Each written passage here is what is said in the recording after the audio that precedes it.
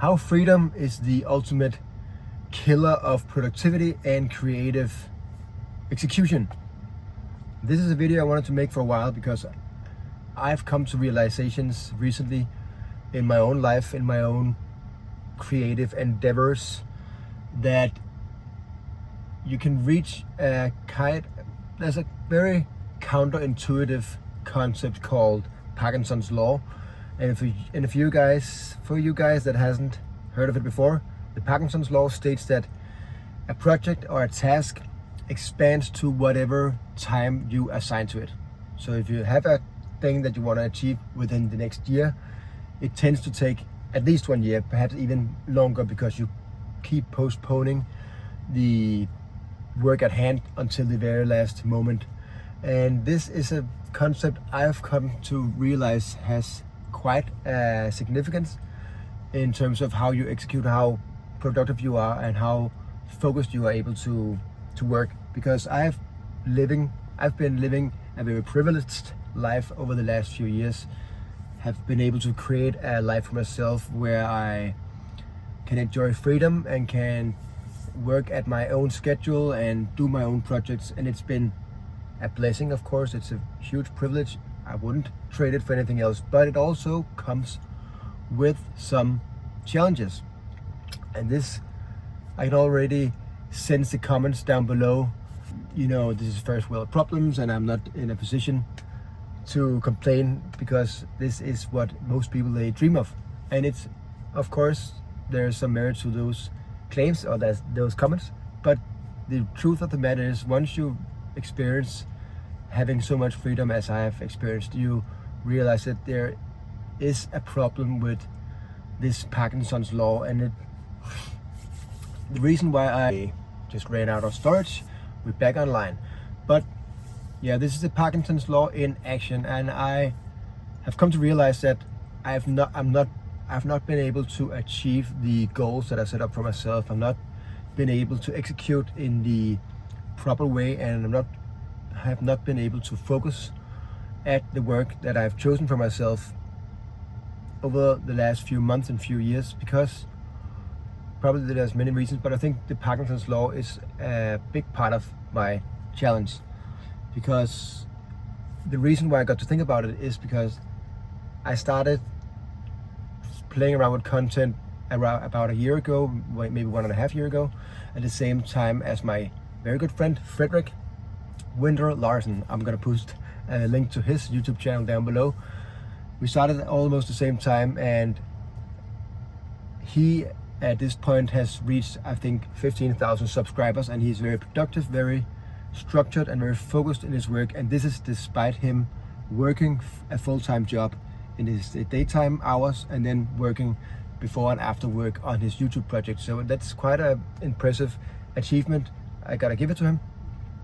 We've been interacting a lot about what really works and stuff, and when you compare that to my performance or my achievements within this content project, I've at the same time achieved 172 subscribers on my channel. And there's probably many reasons for that. Perhaps I'm not as charming as him, but perhaps I have been too diluted and unfocused in my work, because I have a tendency to start all these different kinds of projects and also different kinds of channels to test things out. That's been a strategy. Maybe it's good, maybe it's bad, you never know. But my idea was to try a lot of different things and then quickly iterate and double down on what works. But nevertheless, so far he's been able to achieve 100x in the subscriber support from his content work, and this has caused me to rethink, okay, maybe I am doing something wrong. Maybe I should realign my focus to just focus on one thing at a time. That's probably a good idea. So I'm working on figuring out which of the projects that is going to be. But another reason is probably this Parkinson's law in action in my own case, because he has had such limited time before and after work to really push through and get his side business, side hustle, YouTube content creator project up and running, to kind of perhaps escape the rat race at some point. he really has created a forcing function for him to really work focused and structure his time efficiently so he can achieve his goals. On the other hand, I, the sub upper class hippie lazy kind of guy, I don't know, this guy has had the privilege to do all these different things, and then again has just caused me to lose focus and also perhaps become complacent in my efforts at times. Nevertheless, I've come to this realization, and that's the good news, because then I can dial back and I can readjust what works and also create artificial boundaries for myself, just both within space but also within time, such as deadlines or external factors, committing to other people in projects so that I can't just postpone things. This will be the forcing function. The good thing is that I have already started implementing this in my life. We are starting up a new renovation project next month, moving into a new apartment in Copenhagen, where we are going to create a lot of different interesting elements within this design project, renovation project, both on the design side, but also we are creating a whole concept around the apartment, which will make it work as a sort of a showroom or a prototype for a more grand vision that I am developing, that I'm also going to turn into a business eventually afterwards, would focus on design, health, longevity, biophilic elements.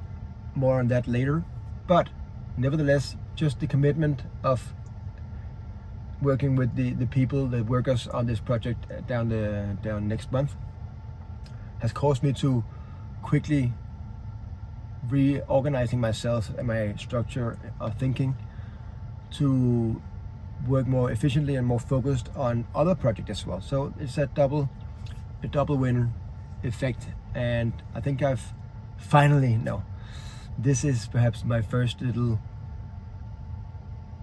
success in knocking down the Parkinson's law. This is just me sharing what has been working for me.